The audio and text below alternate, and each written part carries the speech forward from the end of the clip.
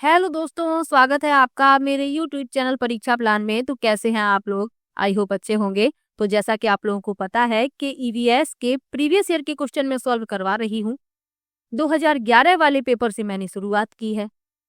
2015 तक मैंने सॉल्व करवा भी दिए हैं। ये जो पेपर है ये मई 2016 वाला है। तो इसमें जो ईवीएस के क्वेश्चन है उनको मैं सॉल्व करवाऊंगी। तो चलिए वीडियो को शुरू करते हैं। वीडियो देखने के बाद यदि आपको अच्छा लगे, हेल्पफुल लगे तो वीडियो को लाइक और शेयर कीजिएगा। और यदि आप चैनल पर नए हैं तो चैनल को सब्सक्राइब कर लीजिए। इसके अलावा यदि आप पेपर सेकेंड भी देने वाले हैं और आपका सब्जेक्ट एसएसटी है तो एसएसटी के लिए मॉक टेस्ट मैं करवा रही हूँ, तो आप वो वीडियो भी जरूर देखिएगा। तो चलिए आज के वीडियो को शुरू करते हैं। पहला प्रश्न दिया गया है, निम्नलिखित प्रश्न को ध्यान से पढ़िए। क्या प्रश्न लिखा है? लोगों का मनोरंजन करने के लिए नाचने वाले बंदर स्वतंत्र बंदरों से किस प्रकार भिन्न है? इस प्रश्न के माध्यम से क्या आकलन किया जा रहा है? पहला है प्रयोगात्मकता, दूसरा है सहयोग, तीसरा है अवलोकन और चौथा है परिचर्चा। तो प्रश्न है कि जो बंदर नाचते हैं, लोगों का मनोरंजन करते हैं, वह स्वतंत्र बंदरों से किस प्रकार भिन्न है? तो इसमें क्या आकलन किया जाएगा? प्रयोगात्मकता का आकलन इसमें नहीं हो रहा है, सहयोग भी इसमें नहीं है, अवलोकन तीसरा विकल्प इसमें सही हो जाएगा। इसमें अवलोकन का आकलन किया जा रहा है क्योंकि बच्चे देखते हैं कि जो बंदर नाचते हैं और जो बंदर स्वतंत्र रूप से घूमते हैं, इन दोनों में व्यवहारिक परिवर्तन है। तो इसमें तीसरा विकल्प इस प्रश्न का उत्तर हो जाएगा। और परिणामों का आकलन करने के लिए अवलोकन सबसे सरल उपकरण है, तो ये भी आपको याद रखना है। चलिए आगे बढ़ते हैं, अगला प्रश्न देखते हैं। लिखा है, एक शिक्षक प्रतिदिन बच्चे के सीखने की प्रगति का ब्यौरा रखता है और उसके जीवन में घटित महत्वपूर्ण घटनाओं का वर्णनात्मक अभिलेख भी प्रस्तुत करता है। उपर्युक्त विवरण का उपयोग होता है। पहला है क्रम निर्धारण मापनी के लिए, दूसरा है जांच सूची के लिए, तीसरा है पोर्टफोलियो के लिए और चौथा है उपाख्यानात्मक अभिलेख के लिए।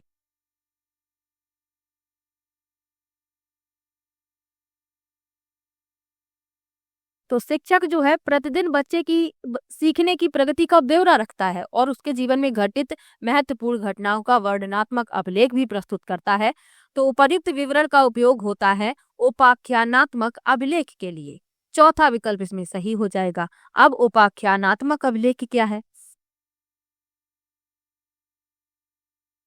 तो एक उपाख्यानात्मक अभिलेख सूक्ष्म संक्षिप्त एक वृत्तांत की उद्देश्य रिपोर्ट है जो वास्तव में घटित हुई हो। और इसमें यही तो लिखा है कि उसके जीवन में घटित महत्वपूर्ण घटनाओं का वर्णनात्मक अभिलेख भी प्रस्तुत करता है।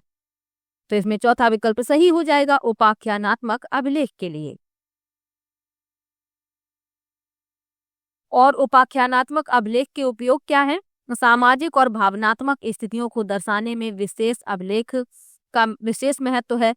और जिन छात्रों में औपचारिक माप बहुत कठिन है उनमें उपाख्यानात्मक अभिलेख बहुत उपयोगी है।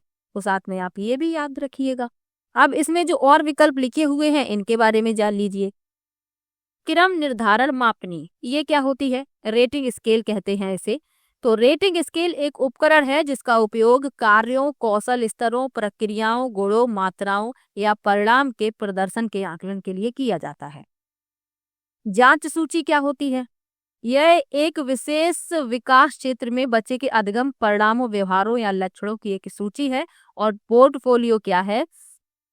पोर्टफोलियो विभिन्न मूर्त कार्यों, नमूनों के समय पर लचीला और अनुकूलनीय संग्रह है जो बच्चे के अधिगम के कई आयामों को दर्शाता है। यानी कि सरल भाषा में यदि पोर्टफोलियो को समझें तो पोर्टफोलियो बच्चों के सीखने और विकास का एक संकलन है जो समय के साथ उनकी प्रगति और कौशल को दर्शाता है। तो साथ में ये भी याद रखिएगा, चौथा विकल्प इस प्रश्न का उत्तर हो जाएगा। चलिए अगले प्रश्न को पढ़ते हैं। लिखा है, पक्षी और उनकी चोंच पर आधारित निम्नलिखित में से कौन सा प्रश्न बच्चों को तर्क देने और विश्लेषण करने का अवसर प्रदान करने की दृष्टि से सर्वश्रेष्ठ है? पहला है, पक्षियों की चोंच के आकार में भिन्नता क्यों होती है? दूसरा है एक पक्षी का नाम लिखिए, उसकी चोंच का वर्णन कीजिए और स्पष्ट कीजिए कि उसकी चोंच का आकार उसकी खाने की आदतों से किस प्रकार जुड़ा है। तीसरा है एक पक्षी की चोंच लंबी, सीधी और नोकदार है, जिसके किनारे तीखे हैं, वह किस प्रकार का भोजन करेगा। और चौथा है तोते की चोंच का वर्णन कीजिए।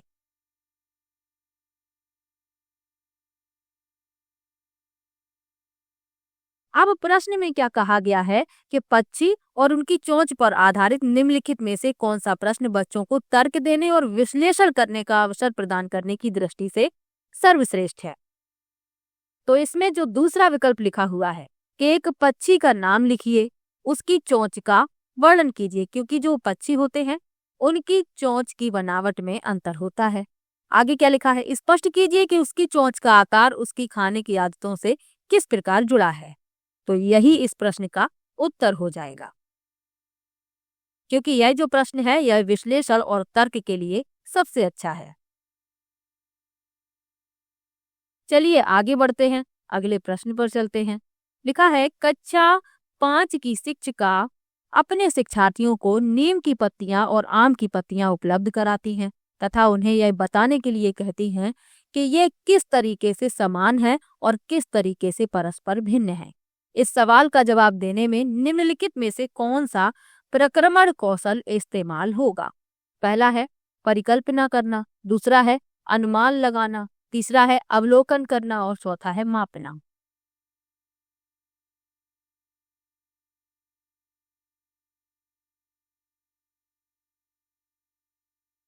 तो शिक्षिका क्या करती हैं, नीम की पत्तियां और आम की पत्तियां उपलब्ध करवाती हैं। फिर क्या कहती हैं बच्चों से कि बच्चे यह बताएं कि ये किस तरीके से समान है और किस तरीके से भिन्न है।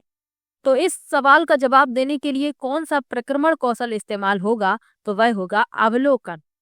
बच्चे अवलोकन करेंगे कि ये किस प्रकार से भिन्न है, किस प्रकार से इनकी बनावट है, बनावट में क्या भिन्नता है, अवलोकन करेंगे। तो इसमें तीसरा विकल्प इस प्रश्न का उत्तर हो जाएगा।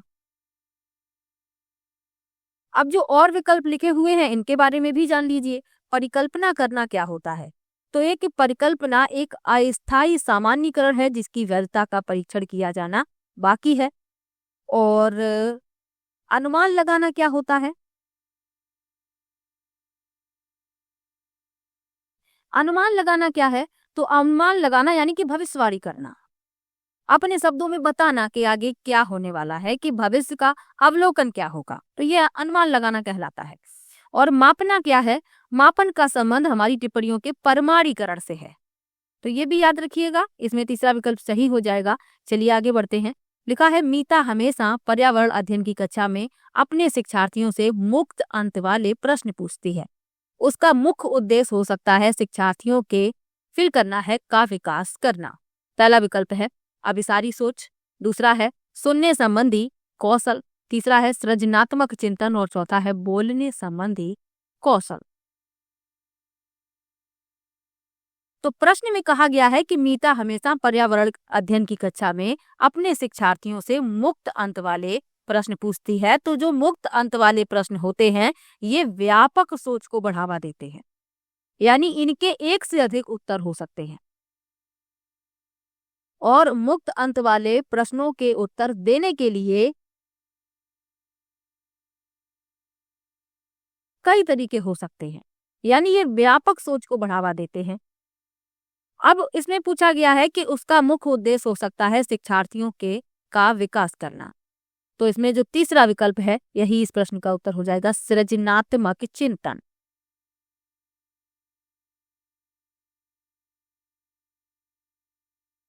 अभिसारी चिंतन इसमें होगा नहीं, क्योंकि अभिसारी जो चिंतन होता है ये एक ही बिंदु पर केंद्रित होता है, यानी एक ही बिंदु पर केंद्रित होकर चिंतन करना अभिसारी चिंतन कहलाता है। तो इसीलिए इसमें तीसरा विकल्प सही है। चलिए आगे बढ़ते हैं। लिखा है पर्यावरण अध्ययन का वर्तमान पाठ्यक्रम कुछ सामान्य विषयों के आधार पर बुना गया है, निम्नलिखित में से कौन सा इसमें सम्मिलित नहीं है। पहला विकल्प लिखा है पानी, दूसरा है वायु, तीसरा है भोजन और चौथा है आवास।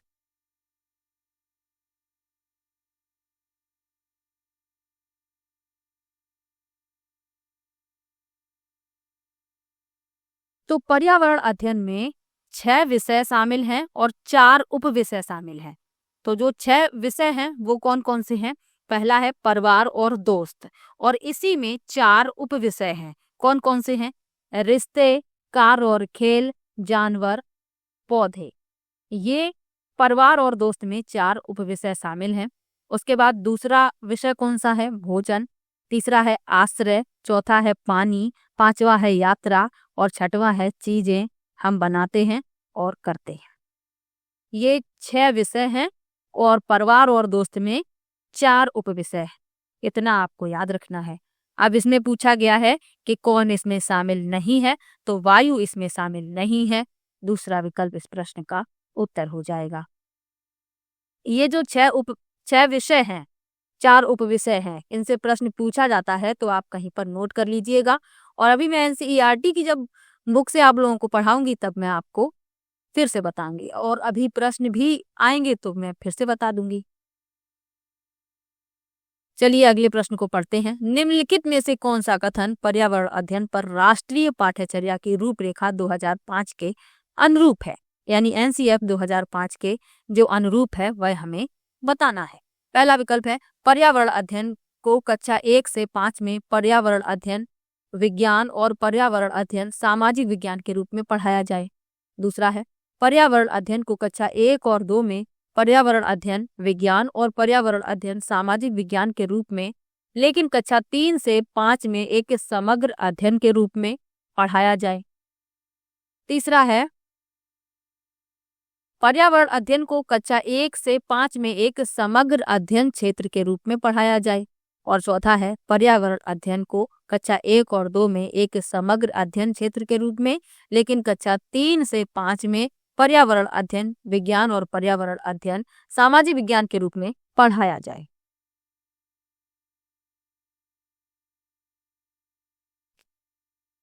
तो एनसीएफ 2005 एक दिशा निर्देश प्रदान करता है। अब इसमें पूछा गया है कि एनसीएफ 2005 के अनुरूप होना चाहिए कौन सा कथन सत्य है एनसीएफ 2005 के अनुसार। तो इसमें जो तीसरा विकल्प लिखा हुआ है कि ईवीएस को यानी पर्यावरण अध्ययन को कक्षा 1 से 5 तक एक समग्र अध्ययन क्षेत्र के रूप में पढ़ाया जाए, तीसरा विकल्प इस प्रश्न का उत्तर हो जाएगा। चलिए आगे बढ़ते हैं, अगले प्रश्न पर चलते हैं। लिखा है एक शिक्षक कक्षा 5 में जल संरक्षण पर समूह चर्चा का आयोजन करता है। इस समूह चर्चा को आयोजित करने का उद्देश्य है। पहला विकल्प है, पहले ये कथन लिखे हुए हैं फिर बताना है कौन से सही है। पहला है सभी शिक्षार्थियों को बोलने का अवसर प्रदान करता है। दूसरा है बहुपरिप्रेक्ष्य का विकास करना। तीसरा है प्रभावशाली तरीके से कक्षा प्रबंधन करना। और चौथा है शिक्षार्थियों को जांचना। निम्नलिखित में से क्या सही है?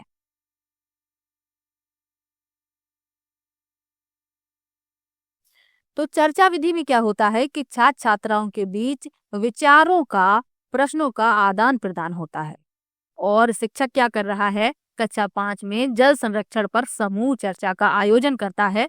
तो इस चर्चा को आयोजित करने का क्या उद्देश्य है कि सभी शिक्षार्थियों को बोलने का अवसर प्रदान करना, यानी जो शिक्षार्थी हैं अपने विचार प्रदर्शित करें कि जल संरक्षण पर उनकी क्या राय है।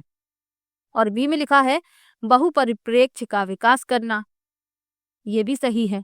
प्रभावशाली तरीके से कक्षा प्रबंधन, तो कक्षा प्रबंधन जैसा इसमें कुछ भी नहीं है क्योंकि समूह चर्चा हो रही है, तो सी इसमें गलत हो जाएगा। और शिक्षार्थियों को जांचना, तो ये भी इसमें नहीं होगा।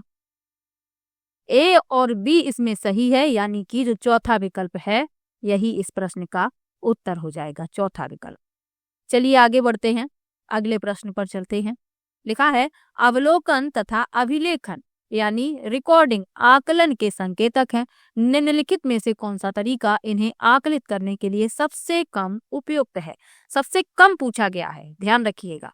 पहला विकल्प है समुदाय का सर्वेक्षण आयोजित करना। दूसरा है कागज पेंसिल परीक्षा आयोजित करना। तीसरा है कक्षा में गतिविधियों का संचालन। और चौथा है समीप के पार्क में क्षेत्र भ्रमण की योजना बनाना। तो प्रश्न में पूछा गया है कि अवलोकन तथा अभिलेखन आकलन के संकेतक हैं और कौन सा तरीका इन्हें आकलित करने के लिए सबसे कम उपयुक्त है। तो समुदाय का सर्वेक्षण आयोजित करना, ये तो सही है। कक्षा में गतिविधियों का संचालन, ये भी सही है। समीप के पार्क में क्षेत्र भ्रमण की योजना बनाना, ये भी सही है। लेकिन कागज पेंसिल परीक्षा आयोजित करना, ये सबसे कम उपयुक्त है, तो यही इस प्रश्न का उत्तर हो जाएगा। चलिए आगे बढ़ते हैं। लिखा है 5वीं कक्षा की शिक्षिका तथा उसके शिक्षार्थियों ने अपनी अपनी क्यारी में एक राजमा का पौधा उगाया।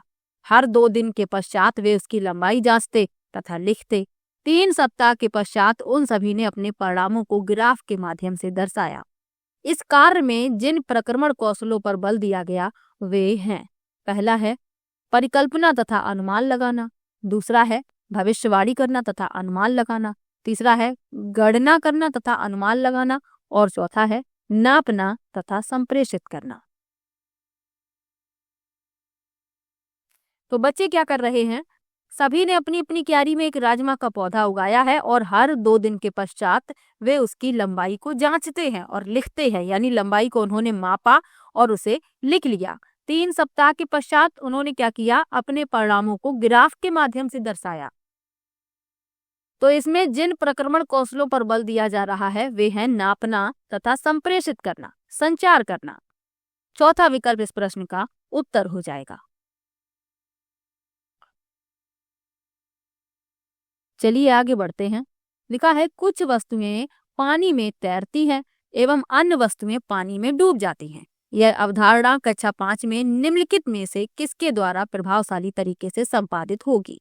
पहला है प्रेक्षण और चर्चा के द्वारा, दूसरा है प्रेक्षण प्रयोग और निष्कर्ष निकालने के द्वारा, तीसरा है सर्वेक्षण के द्वारा, और चौथा है प्रेक्षण के द्वारा।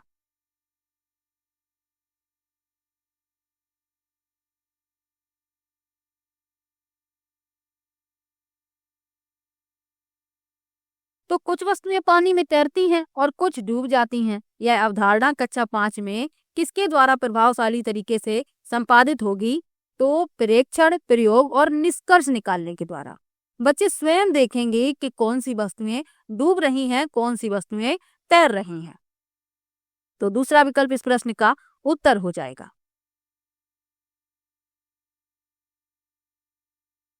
चलिए आगे बढ़ते हैं। निम्नलिखित में से कौन सा प्राथमिक स्तर पर पर्यावरण अध्ययन के आकलन का संकेतक नहीं हो सकता? नहीं का विशेष रूप से ध्यान रखिएगा। पहला है विश्लेषण, दूसरा है सहयोग, तीसरा है न्याय के लिए सरोकार, और चौथा है संधारण। तो आकलन जो होता है छात्र की प्रगति पर उपयोगी डेटा एकत्र करने की प्रक्रिया है और यह शिक्षण अधिगम प्रक्रिया का एक महत्वपूर्ण पहलू है। अब इसमें क्या कहा गया है कि पर्यावरण अध्ययन के आकलन का संकेतक नहीं हो सकता। तो आकलन संकेतक शब्द प्रगति के एक संकेतक को संदर्भित करता है जो बच्चों की आवश्यक क्षमताओं और कौशल की पहचान करता है। अब इसमें जो संकेतक नहीं है वह हमें बताना है। तो इसमें जो संधारण है, रिटेंशन जिसे कहते हैं, तो यही इस प्रश्न का उत्तर हो जाएगा। यह पर्यावरण अध्ययन के आकलन का संकेतक नहीं हो सकता। शुद्ध भाषा में इसे अवधारणा भी कहते हैं, तो कंफ्यूज मत होइएगा। अब ये तो नहीं है पूछा गया था। अब पर्यावरण अध्ययन के आकलन के संकेतक कौन कौन से हैं वो भी तो आपको पता होने चाहिए। तो अवलोकन और वर्णन करना, चर्चा, अभिव्यक्ति, व्याख्या, वर्गीकरण, प्रश्न करना, विश्लेषण, प्रयोग, न्याय और समानता के लिए चिंता, सहयोग, ये सभी आकलन के संकेतक है, लेकिन संधारण इसमें नहीं है, तो यही इस प्रश्न का उत्तर होगा। चलिए आगे बढ़ते हैं। लिखा है एक पर्वतारोही अपने साथ ले जाने के लिए निम्नलिखित में से क्या सबसे अधिक महत्वपूर्ण है? एक पर्वतारोही को अपने साथ ले जाने के लिए निम्नलिखित में से क्या सबसे अधिक महत्वपूर्ण है? पहला है स्लीपिंग बैग, दूसरा है ऑक्सीजन किट, तीसरा है कंबल, और चौथा है टॉर्च।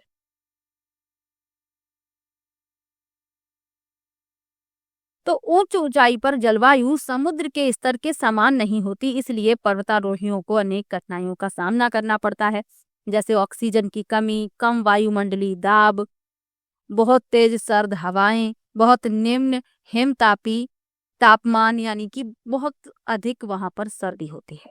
अब इसमें पूछा गया है कि क्या सबसे अधिक महत्वपूर्ण है, तो वह है ऑक्सीजन किट, क्योंकि ऊंचाई पर ऑक्सीजन की कमी हो जाती है। तो इसमें दूसरा विकल्प सही हो जाएगा, ऑक्सीजन किट।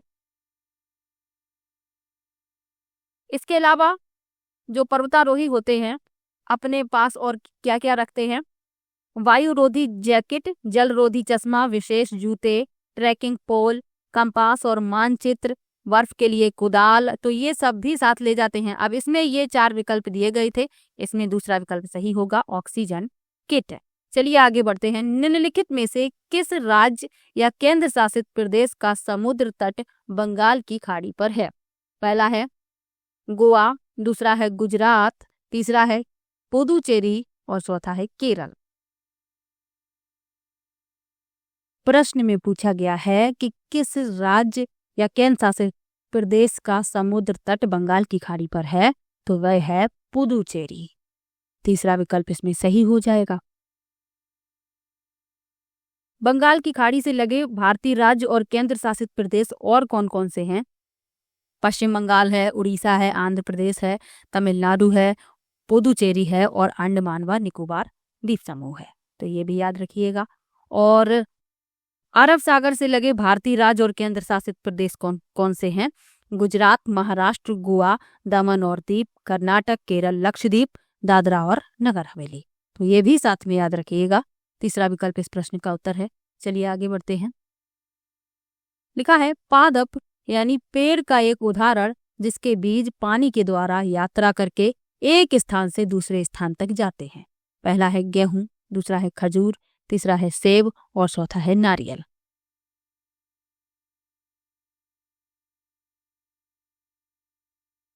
तो इसमें आपका चौथा विकल्प सही हो जाएगा, नारियल। यह जल द्वारा प्रसारित होते हैं। नारियल हल्का और तरलशील फल है जो उन्हें तैरने की क्षमता देता है। तो चौथा विकल्प इस प्रश्न का उत्तर है। जो गेहूं हैं इनके बारे में भी जान लीजिए। गेहूं हवा द्वारा प्रसारित होते हैं, खजूर पशु द्वारा प्रसारित होते हैं और सेब ये भी पशु द्वारा प्रसारित होते हैं। तो ये भी याद रखिएगा, चौथा विकल्प इसमें सही हो जाएगा। चलिए आगे बढ़ते हैं। सुनीता विलियम्स के संबंध में निम्नलिखित में से कौन सा कथन सही है? पहला है वह भारतीय मूल की दूसरी महिला अंतरिक्ष यात्री है, दूसरा है वह भारतीय मूल की दूसरी अंतरिक्ष यात्री है, तीसरा है वह प्रथम महिला अंतरिक्ष यात्री है और चौथा है वह भारतीय मूल की प्रथम अंतरिक्ष यात्री है। तो सुनीता विलियम्स के बारे में आपको सत्य कथन बताना है। सुनीता विलियम्स अभी चर्चा में भी हैं क्योंकि उनकी वापसी हुई है धरती पर अंतरिक्ष से। चलिए देखते हैं कौन सा कथन सत्य है। लिखा है वह भारतीय मूल की दूसरी महिला अंतरिक्ष यात्री है। ये सत्य है और यही इस प्रश्न का उत्तर हो जाएगा। ये दूसरी हैं तो पहली कौन सी है भारतीय मूल की अंतरिक्ष यात्री? तो पहली है कल्पना चावला। ये भी आपको याद रखना है। तो चलिए आगे बढ़ते हैं। अगला प्रश्न दिया गया है, कहवा एक विशेष प्रकार की चाय यानी पेय पदार्थ है, यह किस राज्य में लोकप्रिय है? पहला है कश्मीर, दूसरा है कर्नाटक, तीसरा है असम और चौथा है पश्चिम बंगाल। तो कहवा जो है कश्मीर में लोकप्रिय है, पहला विकल्प इसमें सही हो जाएगा। चलिए आगे बढ़ते हैं। किसी क्षेत्र में गांव के लोग अपने घर मोटी दीवारों के बनाते हैं। इन दीवारों को मिट्टी से लीपते पोतते हैं। इन घरों की छतों को कटीली झाड़ियों से बनाते हैं। इस क्षेत्र में वर्षा बहुत कम होती है तथा गर्मी खूब पड़ती है। यह क्षेत्र किस राज्य में होना चाहिए? पहला है झारखंड, दूसरा है राजस्थान, तीसरा है उत्तर प्रदेश और चौथा है बिहार। तो आप सभी लोग जानते हैं कि राजस्थान में वर्षा कम होती है और गर्मी यहाँ पर बहुत अधिक होती है। इसीलिए ग्रामीण क्षेत्रों में लोग मोटी दीवारों के घर बनाते हैं और ये दीवारें होती हैं इन्हें मिट्टी से लीपते पोतते हैं और छतें कटीली झाड़ियों से बनाते हैं। तो दूसरा विकल्प इसमें सही हो जाएगा, राजस्थान। चलिए आगे बढ़ते हैं।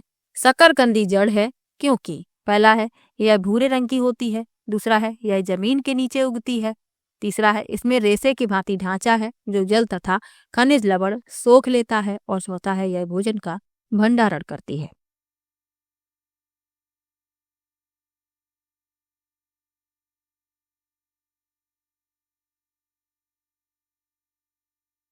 तो शकरकंदी जड़ है, ये तो आपको याद ही रखना है। अब इसमें पूछा गया है क्यों जड़ है, क्योंकि इसमें रेशे की भांति ढांचा होता है जो जल तथा खनिज लवण सोख लेता है, यानी कि ये संशोधित जड़ें हैं। आमतौर पर ये फूल जाती हैं और विभिन्न रूप धारण कर लेती हैं। तो दूसरा विकल्प इसमें सही हो जाएगा, केवल सी। चलिए आगे बढ़ते हैं। लिखा है प्रत्येक मधुमक्खी की छत्ते में एक रानी मधुमक्खी, कुछ नर मधुमक्खियां तथा बहुत सी श्रमिक मधुमक्खियां होती हैं। निम्नलिखित में से कौन से कथन सत्य हैं?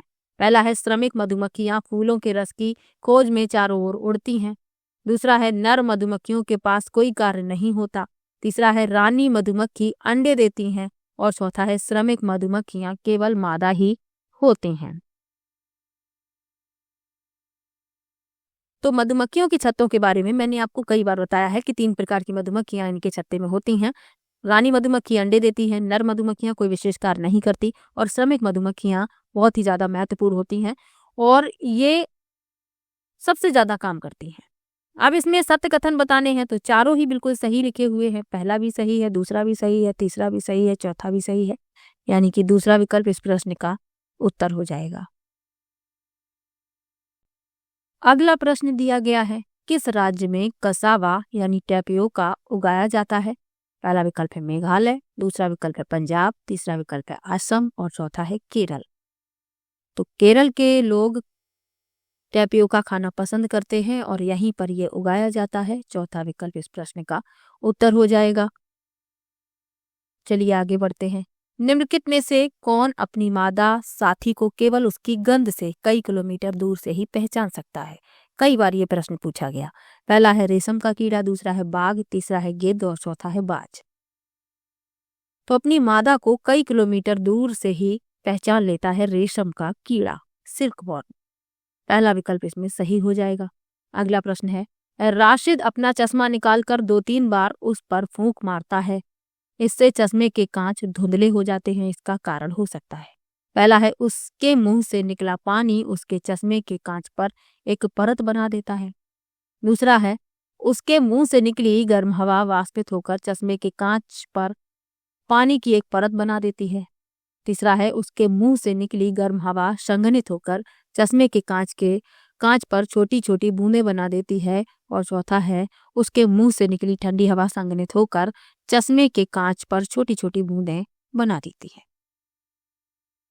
तो राशिद अपना चश्मा निकालकर उस पर 2-3 बार फूंकता है तो उस पर जो जो का चश्मे के कांच हैं वो धुंधले हो जाते हैं। क्यों हो जाते हैं? कि उसके मुंह से निकली गर्म हवा संघनित होकर चश्मे के कांच पर छोटी छोटी बूंदें बना देती है। तीसरा विकल्प इसमें सही हो जाएगा। क्योंकि हम जिस गर्म हवा को सांस द्वारा छोड़ते हैं उसमें जलवाष्प होती है। ठंडे शीशे के संपर्क में आने पर यह पानी की छोटी बूंदों में बदल जाती है, इसीलिए जो कांच है वह धुंधले हो जाते हैं। चलिए आगे बढ़ते हैं। गुजरात के सीमावर्ती राज्य हैं। पहला है मध्य प्रदेश, राजस्थान और उत्तर प्रदेश, दूसरा है महाराष्ट्र, राजस्थान और छत्तीसगढ़, तीसरा है बिहार, राजस्थान और मध्य प्रदेश और चौथा है राजस्थान, मध्य प्रदेश और महाराष्ट्र। तो गुजरात के सीमावर्ती राज्य पूछे गए हैं, तो राजस्थान, मध्य प्रदेश और महाराष्ट्र।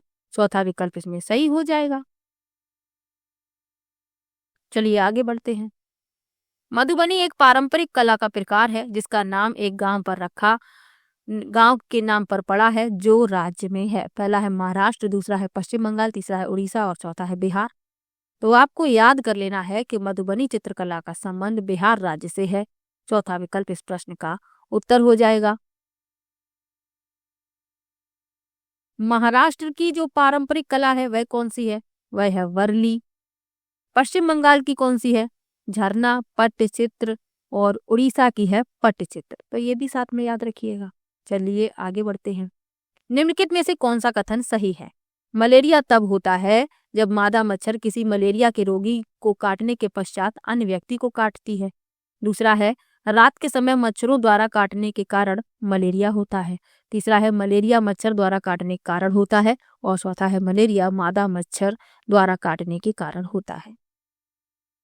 तो मलेरिया तब होता है जब मादा मच्छर किसी मलेरिया के रोगी को काटने के पश्चात अन्य व्यक्ति को काटती है। पहला विकल्प इसमें सही हो जाएगा।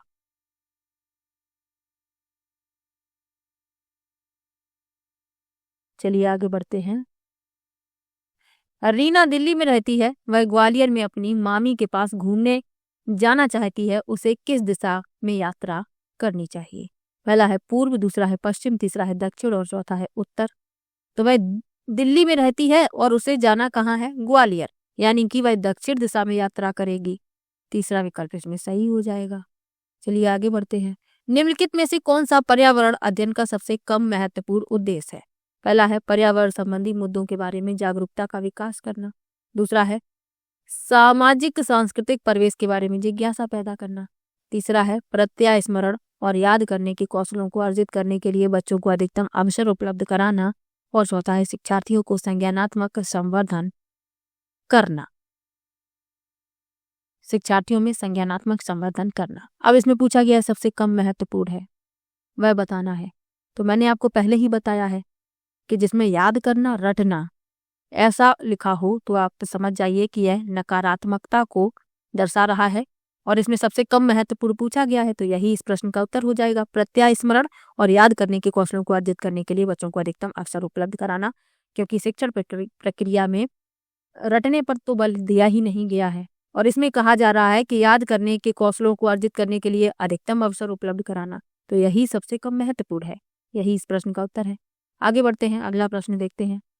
पर्यावरण अध्ययन की पाठ्य पुस्तकों में किससे कहानियों का एक साधन के रूप में उपयोग किया जाता है? क्योंकि पहला है यह बच्चे को संवेदनशील बनाता है, दूसरा है इनके द्वारा बच्चे पात्रों के साथ अपने आप को जोड़ सकते हैं, तीसरा है पर्यावरण अध्ययन सीखने में किसी अन्य तरीके की अपेक्षा यह सबसे आसान तरीका है, और चौथा है वे लिंग और संस्कृति के पूर्वाग्रहों से मुक्त होते हैं।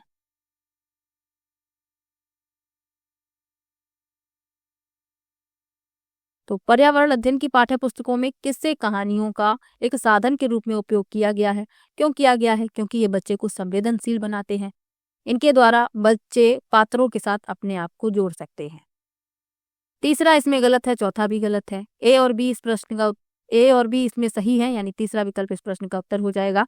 पर्यावरण अध्ययन में किससे कहानियां शामिल किए गए हैं?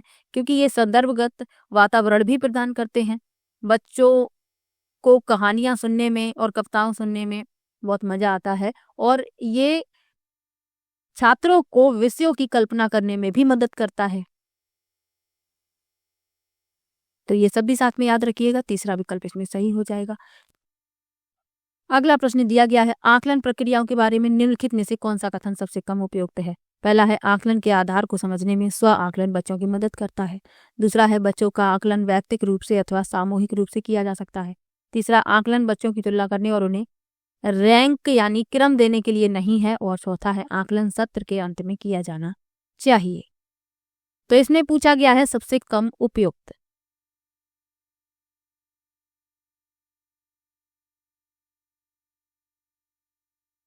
तो इसका चौथा विकल्प इस प्रश्न का उत्तर हो जाएगा कि आकलन सत्र के अंत में किया जाना चाहिए। सबसे कम उपयुक्त पूछा गया था, इसलिए चौथा विकल्प सही है। तो ये पेपर था मई 2016 वाला। किसी भी प्रश्न में आपको डाउट हो कमेंट बॉक्स में जरूर लिखिएगा, और वीडियो कैसा लगा ये भी कमेंट में जरूर बताइएगा। मिलते हैं नेक्स्ट वीडियो में, तब तक के लिए बाय बाय।